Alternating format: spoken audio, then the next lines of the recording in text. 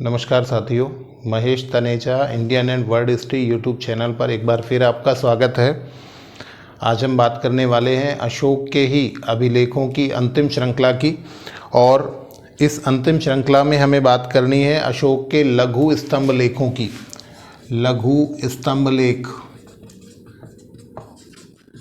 जैसा कि हम इससे पहले जानकारी प्राप्त कर पाए हैं, पहले वृहत शिलालेखों को पढ़ा, फिर लघु शिलालेखों को, और उसके बाद वृहत स्तंभ लेखों के बारे में जानकारी प्राप्त की हमने। और इसी श्रृंखला में लघु स्तंभ लेखों की बात हमें यहाँ पर करनी है। इन लघु स्तंभ लेखों को अशोक की राजकीय घोषणाएं कहा जाता है। हम लोग जानते हैं कि अशोक ने जो अपने अभिलेख स्थापित कराए उसका मूल उद्देश्य प्रजा को संबोधित करना था, अपने मन की बात करना था। और उसके अंदर भी अगर राजकीय घोषणाओं का संदर्भ मुख्य रूप से हम डिस्कस करें तो वो इनके लघु स्तंभ लेख है। ये लघु स्तंभ लेख हमें 5 स्थानों से प्राप्त हैं। कौन कौन से 5 स्थान हैं? तो सांची, दूसरा सारनाथ, तीसरा कौशाम्बी, चौथा रुमिनदेई और 5वां निगलीवा या निगाली सागर। इनके बारे में कुछ महत्वपूर्ण तथ्य हम जान लें जो हमारे लिए इम्पोर्टेंट हो सकते हैं। सांची का जो है वो एमपी में, मध्य प्रदेश में है। सारनाथ यूपी में, कौशाम्बी जो है वो भी यूपी में। ये नेपाल की तराई में है दोनों, रुमिनदेई और निगलीवा या निगाली सागर। अगर फैक्ट्स की बात करें तो फैक्ट्स में आपको ध्यान रखना है कि सारनाथ का जो ये लघु स्तंभ लेख है ये हमारे लिए बहुत महत्वपूर्ण हो जाता है, और इसकी खोज जो है वो आर.एल. स्टाइन ने की। ये बहुत इंपॉर्टेंट रहने वाला है हमारे लिए, तो इसका आपको ध्यान रखना है। खोजकर्ता का नाम भी आपको ध्यान होना चाहिए, आर.एल. स्टाइन। सांची और सारनाथ के अंदर जो स्तंभ हमें प्राप्त हुए हैं, इन स्तंभों में हमें 4 सिंह मूर्तियां दोनों स्थानों से प्राप्त होती हैं। अर्थात 4 सिंह जो हैं वो एक दूसरे से पीठ लगाकर, सटी हुई पीठ लगाकर और बैठे हैं उस स्तंभ के टॉप पर कुछ इस तरह से। अगर हम बात करें तो ये स्तंभ है और इस स्तंभ पर ये कमल के आकार की चौकी और इसके ऊपर पशु चित्रांकन। ये पशु चित्रांकन है या यूं कहिए पशु प्रतिमा है। तो पशु प्रतिमा 4 सिंगों की यहाँ से प्राप्त है। तो दोनों ही स्थानों पर सांची और सारनाथ से 4-4 सिंह मूर्तियाँ हमें स्तंभ के ऊपर प्राप्त हुई हैं। इसके अलावा बात करें कौशाम्बी वाले की, तो कौशाम्बी वाले के लिए हमारा इम्पोर्टेंट फैक्ट ये है कि यहाँ से हमें अशोक की रानी कारुवाकी और पुत्र तीवर का उल्लेख प्राप्त होता है। आपसे क्वेश्चन पूछा जाएगा कि अशोक की किस रानी का उल्लेख हमें इस अभिलेखों से प्राप्त होता है, तो वो केवल कारुवाकी का उल्लेख मिलता है। और यहाँ से कौशाम्बी में इनके पुण्य के बारे में, अर्थात दान पुण्य के बारे में बहुत सारा प्रिस्क्रिप्शन प्राप्त होता है। इसके अलावा अगर अशोक के पुत्र की बात करें तो तीवर ही एकमात्र ऐसा पुत्र है जिसका उल्लेख हमें अभिलेखों में प्राप्त होता है। और ये कहाँ से मिलता है? तो कौशाम्बी जो लघु स्तंभ लेख है वहाँ से हमें प्राप्त होता है। ठीक है, तो ये भी हो गया हमारा। इसके बाद रुमिनदेई की बात कर लेते हैं। रुमिनदेई मतलब लुम्बिनी, और हम जानते हैं कि ये महात्मा बुद्ध का जन्म स्थान स्वीकार किया गया है। और ये माना जाता है कि अशोक ने अपने शासन के प्राप्ति, अर्थात जो राज्य अभिषेक हुआ था 269 ईसा पूर्व में, उसके 20वें वर्ष में यहाँ की यात्रा की थी। और यहाँ की यात्रा करने के साथ ही अशोक ने क्या किया, यहाँ का जो टैक्सेशन था उसे 1/6 से घटाकर 1/8 कर दिया। आपको बहुत इंपॉर्टेंट ध्यान रखना है, 1/6 से घटाकर टैक्स क्या कर दिया, 1/8 कर दिया। और इस वजह से इस रुमिनदेई या लुम्बिनी वाले इस अभिलेख को, ये जानकारी यहाँ से मिलती है, रुमिनदेई वाले अभिलेख से, स्तंभ लेख से हमें ये जानकारी प्राप्त होती है। और इस वजह से इस स्तंभ लेख को अशोक का आर्थिक लेख या आर्थिक स्तंभ लेख भी कहा जाता है। ठीक है, तो 1/6 की जगह 1/8 कर दिया। और मैं इसका कंपैरिजन एक मध्यकालीन शासक से कर लूं ताकि आपकी जानकारी और सुदृढ़ हो जाए। आप लोगों ने सुना होगा शेरशाह सूरी के बारे में, और शेरशाह सूरी जो थे इन्होंने भी एक स्थान पर टैक्स घटाया था, और वो जो जगह थी वो थी मुल्तान। और इस मुल्तान के क्षेत्र में इन्होंने किया था 1/3 के स्थान पर 4। अगर आप रेशो देखेंगे तो लगभग उसी तरह का 1/6 से 1/8 अशोक ने किया, 1/3 से 1/4 किसने किया, शेर शाह ने। और सिमिलरिटीज़ की बात करें तो आप लोगों ने पढ़ा है कि शेर शाह जो थे उन्होंने सरायों का निर्माण कराया, और बिल्कुल इसी तरह से सरायों का निर्माण कराया था किसने, अशोक ने। तो ये अशोक से शेर शाह का कंपैरिजन आपको सेट कर लेना है। और 1/6 से 1/8 टैक्सेशन कहाँ कम किया गया, तो रुमिनदेही या लुम्बिनी क्षेत्र में किया गया, जो महात्मा बुद्ध की जन्मस्थली है। उसके बाद बात करते हैं एक और स्तंभ लेख की, और वो कहाँ पर, निगलीवा या निगाली सागर में, नेपाल की तराई में। और यहाँ पर इन्होंने क्या किया, 14वें वर्ष में, अपने राज्याभिषेक के 14वें वर्ष में इन्होंने यहाँ की यात्रा की है, और कनक मुनि बुद्ध के स्तूप को द्विगुणित करवाया। द्विगुणित का मतलब क्या होता है, दुगुना करवाया, इसका मतलब एनलार्जमेंट कराया, उसको बड़ा करवाया। तो ये जानकारी हमें यहाँ से प्राप्त होती है निगलीवा या निगाली सागर वाले इस लघु स्तंभ लेख से। तो ये 5 स्थानों से हमें लघु स्तंभ लेख प्राप्त हुए हैं, सांची, सारनाथ, कौशाम्बी, रुमिनदेही, निगलीवा, निगाली सागर। ठीक है, तो ये भी आपको समाहित कर लेना है, और इनके जो इम्पोर्टेंट फैक्ट्स हैं उनको भी आपको कवर कर लेना, ये बहुत ज़्यादा महत्वपूर्ण रहते हैं। इसके बाद कुछ बातचीत कर लेते हैं अशोक के गुहा लेखों के बारे में।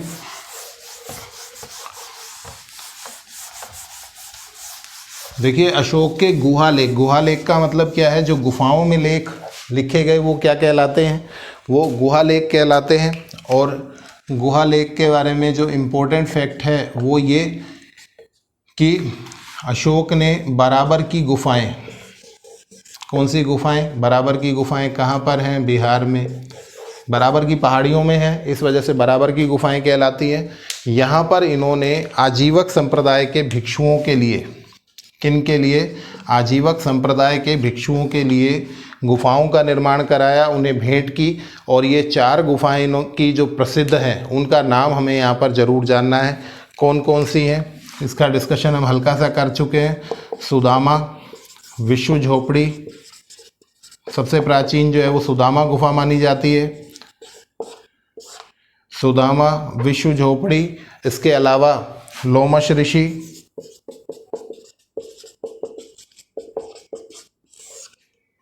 सुदामा, विष्णु झोपड़ी, लोमश ऋषि और कर्ण चौपड़, ये 4 गुफाएं मुख्य रूप से प्राप्त होती हैं। और आपको एक चीज़ और बता दें कि जो ये गुहा लेख प्राप्त हुए हैं, एक तो इनके प्राप्त हुए हैं अशोक के, और एक प्राप्त हुए हैं इनके ही वंशज दशरथ के। दूसरे जो हैं वो दशरथ के हैं, और वो कौन सी गुफाएं हैं, नागार्जुनी गुफाएं हैं। आपको ध्यान रखना है, बराबर की गुफाओं में, यहाँ पर बराबर की गुफाओं का निर्माण किसने कराया, तो अशोक ने कराया, और आजीवक संप्रदाय के भिक्षुओं के लिए कराया। और इसी तरह से दशरथ ने कराया, इनके ही वंशज दशरथ ने नागार्जुनी गुफाओं का निर्माण कराया। ये भी कहाँ पर हैं, तो ये भी बिहार में है। और यहाँ इन्होंने जो गुफाएं बनवाई उनमें से 3 का नाम आपको मुख्य रूप से ध्यान रखना है, 3 फेमस हैं, गोपिका, वहीयक, एक तो गोपिका है, एक वहीयक और एक वडथिका। तो ये नामों को फैक्चुअल में आपको ध्यान रखना है। तो यहाँ से भी गुहा लेख प्राप्त हुए हैं। तो अशोक के गुहा लेख यहाँ से प्राप्त हुए हैं, दशरथ के गुहा लेख यहाँ से प्राप्त हुए हैं। और इन दोनों स्थलों से जो ये गुहा लेख हैं, इनकी खोज करने का श्रेय, या इन गुफाओं के खोजकर्ता जो हैं उनका नाम आपको ध्यान रखना है, हेरिंगटन। ये इम्पोर्टेंट है हमारे लिए। हेरिंगटन महोदय ने खोज की है बराबर की गुफाओं की और नागार्जुनी गुफाओं की। दोनों कहाँ पर हैं, बिहार में हैं। दोनों आजीविकों के लिए हैं। अशोक ने इन गुफाओं का निर्माण कराया और दशरथ ने इन गुफाओं का निर्माण कराया। तो कुल मिलाकर 7 गुफाएं ये प्रसिद्ध रही हैं। तो इनका भी आपको अभिलेखों की दृष्टि से, जानकारी की दृष्टि से विशेष रूप से महत्व समझ लेना है। ठीक है, अब कुछ लास्ट बातचीत कर लेते हैं अशोक के अभिलेखों की महत्वपूर्ण जानकारियां जो प्रश्न में आजकल पूछी जा रहे हैं उनके संदर्भ में। तो देखिए, जो इनके स्तंभ रहे उन स्तंभों के बारे में जो प्रश्न पूछे जाते हैं वो देख लें। एक तो आप लोग जानते हैं सारनाथ बहुत फेमस है। सारनाथ से हमारा राष्ट्रीय चिन्ह जिसे अशोक चक्र के नाम से हम जानते हैं वो प्राप्त किया गया। सारनाथ कहाँ पर है? सारनाथ यूपी में है। यहाँ से हमने क्या प्राप्त किया? अशोक चक्र।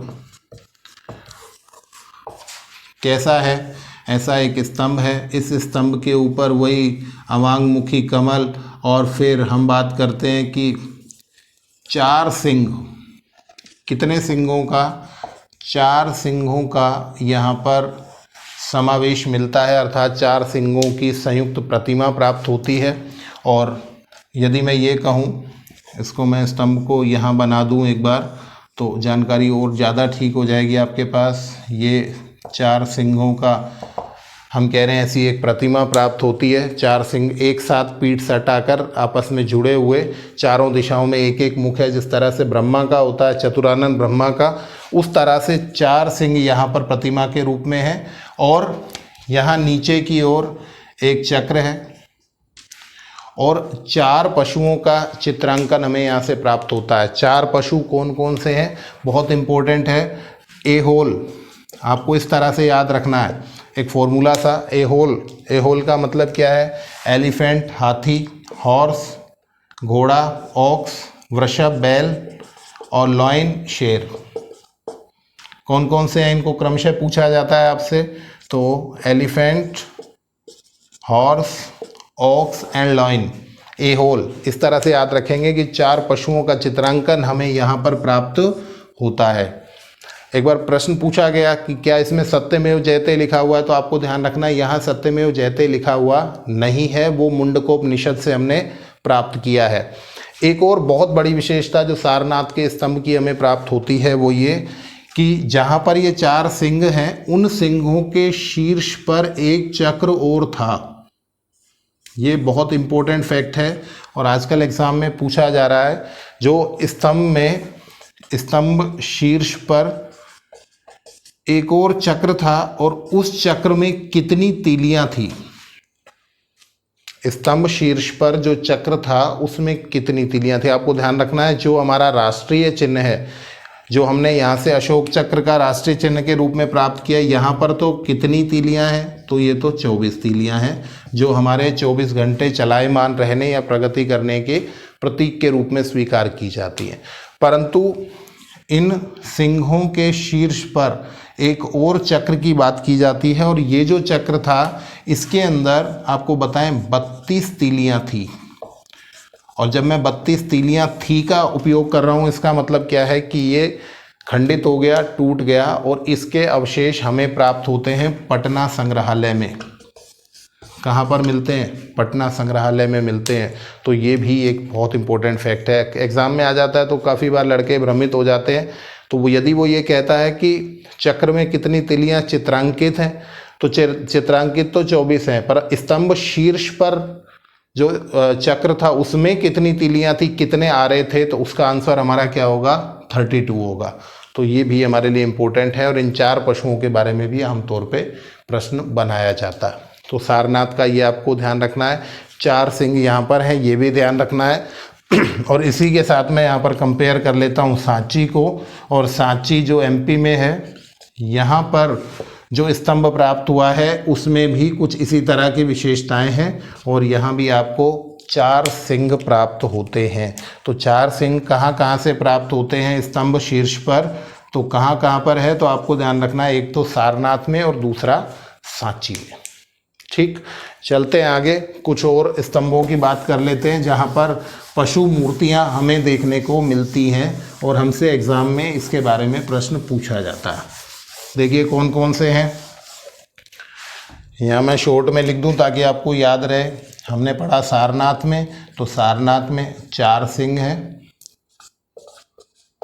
और हमने कहा कि सांची में भी 4 सिंह प्रतिमाएं हमें स्तंभ पर प्राप्त होती हैं।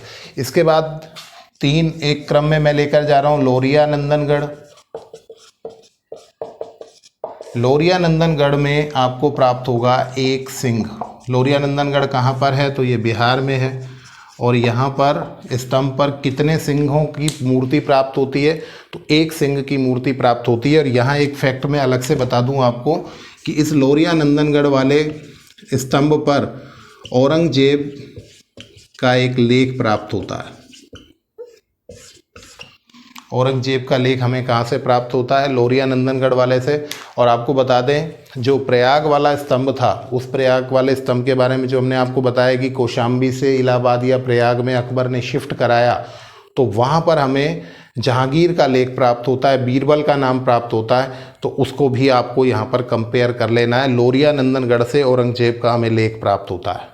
ठीक है, इसके अलावा दो और देख लें इसी रो में। बसाड़, बसाड़ कहाँ पर? वैशाली। और वैशाली कहाँ पर? तो बिहार। यहाँ से भी हमें एक सिंह की प्रतिमा प्राप्त होती है शीर्ष पर। ठीक है, लोरिया नंदनगढ़, बसाड़, और इसके बाद एक बात करते हैं रामपुरवा। ये रामपुरवा भी कहाँ है? तो बिहार। तो आपको ये याद रखना है कि बिहार के लोरिया नंदनगढ़, बसाड़ और रामपुरवा, इन तीनों स्थलों से जो स्तंभ हमें प्राप्त हुए हैं, इन तीनों से हमें एक सिंह की प्रतिमा प्राप्त हुई है। आपको ऐसे याद रखना है, बिहार में एक ही शेर है, तो एक शेर कहाँ कहाँ पर? लोरिया नंदनगढ़, बसाड़ और रामपुरवा में। ठीक है, और चार सिंह कहाँ पर हैं? सारनाथ और सांची में। इसके बाद बात करते हैं एक और संदर्भ की। रामपुरवा को एक बार रिपीट कर रहा हूँ मैं, आपको ध्यान रखना है। रामपुरवा बिहार में जो स्तंभ प्राप्त हुए हैं वो एक के स्थान पर दो मिले हैं, और एक पर तो एक सिंह की प्रतिमा प्राप्त हुई है, परंतु एक वृषभ प्रतिमा प्राप्त हुई है दूसरे स्तंभ पर। बता दिया आपको, रामपुरवा में एक नहीं कितने स्तंभ मिले हैं? दो मिले हैं। एक स्तंभ पर एक सिंह का मूर्ति है, प्रतिमा है, और रामपुरवा के दूसरे स्तंभ पर एक वृषभ की प्रतिमा या बैल की प्रतिमा प्राप्त हुई है, और ये एग्जाम में बहुत ज़्यादा बार पूछा गया। ठीक है, तो ये भी आपको ध्यान रखना है। और लास्ट बात कर लेते हैं एक अंतिम, संकिसा या संकाश्य। ये बुद्ध से संबंधित जो 8 महास्थान थे उनमें शामिल था, यदि आपको ध्यान होगा तो। यहाँ से, ये यूपी में है, यहाँ से जो हमें स्तंभ प्राप्त हुआ है, यहाँ एक हाथी शीर्ष पर है, एक हाथी शीर्ष पर है। कहाँ पर? संकिसा या संकाश्य में, या जिसे हम गज कह देंगे। तो ये बहुत इंपॉर्टेंट है हमारे लिए। ठीक है, तो इसको रिवाइज कर लें एक बार। सारनाथ और सांची में 4 सिंह हमें प्राप्त हुए हैं। लोरिया नंदनगढ़, बसाड़ और रामपुरवा से एक एक सिंह हमें स्तंभ पर प्राप्त हुआ है, प्रतिमा के रूप में, मूर्ति के रूप में। रामपुरवा से एक और स्तंभ मिला जहाँ से वृषभ प्राप्त हुआ है, और संकिसा या संकाश्य यूपी से हमें हाथी या गज की प्रतिमा एक स्तंभ पर प्राप्त हुई है। तो ये हमारे लिए बड़ा इंपॉर्टेंट सा रहता है, और ये हमसे प्रश्न पूछ लिया जाता है। तो आजकल जिसको कहते हैं रूटीन में क्वेश्चन आ रहा है, तो इसका आपको विशेष रूप से ध्यान रखना है। चलिए, लगभग बातचीत यहाँ पर अशोक के अभिलेखों की समाप्त होने को है, और इसमें आपको एक लास्ट फैक्ट और याद रखना है कि बुनेर के तख्तवाहिक के जो अभिलेख है, अभी जो नई खोजें हैं उसमें बुनेर क्षेत्र के अंदर तख्तवाही या तख्तवाही क्षेत्र में अशोक का एक अभिलेख प्राप्त हुआ है। और आपको बता दें, ये भारत के पश्चिमोत्तर में है। किस क्षेत्र की बात कर रहे हैं हम? पश्चिमोत्तर, मतलब हम बात कर रहे हैं इस क्षेत्र की। और इस क्षेत्र में हमें तख्तवाही का जो एक अभिलेख प्राप्त हुआ है बुनेर क्षेत्र से। यहाँ पर ब्राह्मी लिपि का प्रयोग हुआ है। हमने आपको बताया था कि अशोक के भारत में जो लगभग अभिलेख हैं वो किस लिपि में है? तो ब्राह्मी में है। और भारत से बाहर, वर्तमान भारत से बाहर जो हैं वो खरोष्ठी, अरमाइक या अरमाइक प्लस ग्रीक में है। परंतु ये एकमात्र ऐसा अभिलेख अब तक प्राप्त हो गया है जो ब्राह्मी लिपि का है और वर्तमान भारत से बाहर है। तो इसका भी आपको नाम केवल ध्यान रखना है। ठीक है, ये जानकारी भी आपको फैक्चुअल तौर पर समाहित कर लेनी है। तो कुल मिलाकर हमने अशोक के अभिलेखों के बारे में बात कर ली। और D.R. भंडारकर महोदय तो इतने महान रहे कि उन्होंने अभिलेखों के आधार पर ही अशोक के शासनकाल को, मौर्य शासनकाल को संपूर्ण लिखने की कोशिश की है। और यहाँ से बहुत सारी ऐसी जानकारियाँ हमें प्राप्त होती हैं जो आज भी नैतिकता के दायरे में हमें नई प्रेरणाएँ देती हैं। और अशोक के द्वारा इतने बड़े साम्राज्य को व्यवस्थित तौर पर चलाए जाने का जो उनका संकल्प है, उसको कैसे उन्होंने साध्य किया, कैसे वो सफल रहे, वो इन पर आधारित है कि इन्होंने अभिलेखों में जो लिखा है उसके हिसाब से आचरण किया, प्रजा को आचरण कराया और एक अच्छी शासन व्यवस्था भारत में स्थापित हुई। और वही कारण था कि भारत उस समय स्वतंत्रता के परचम पर रहा। इतना बड़ा साम्राज्य अफगानिस्तान तक, किसी का आक्रमण होगा तो हम उसे पराजित कर देंगे, हम हमारी संस्कृति को नहीं छोड़ रहे हैं, हमारे धर्म और संस्कृति जैन धर्म, बौद्ध धर्म आदि को हमने प्रोत्साहन दिया। तो ये अशोक के द्वारा विकसित की गई वो श्रेष्ठ चीज़ें हैं जिसके बारे में डिस्कशन यहाँ पर होता है, बनता है। तो ये थे अशोक के अभिलेख। और नेक्स्ट क्लास में हम बात करने वाले हैं अशोक के उत्तराधिकारियों के बारे में और मौर्य साम्राज्य के पतन के कारणों के बारे में कि कौन से कारण थे जिसकी वजह से मौर्य साम्राज्य का पतन हो गया। ठीक है, आज के लिए इतना ही। जुड़े रहिए Mahesh Taneja Indian and world history YouTube channel से। बहुत सारा धन्यवाद।